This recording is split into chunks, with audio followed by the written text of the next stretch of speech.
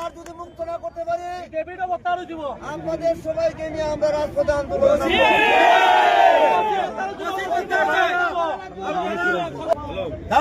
যাচ্ছি।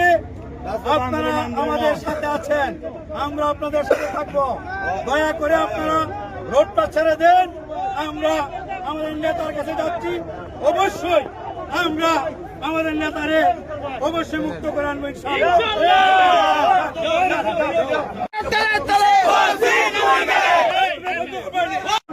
রোড থেকে সরে যান ইনশাআল্লাহ। আমরা অবশ্যই আমাদের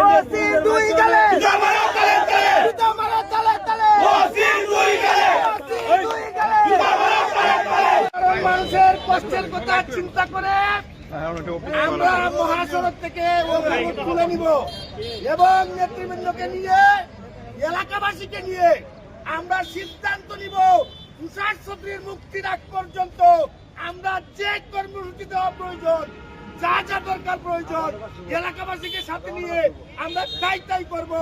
তাই আমি অনুরোধ করব মানুষের কষ্টের কথা চিন্তা করে সবাই আমরা মহাসড়ককে মুক্ত করে দেই।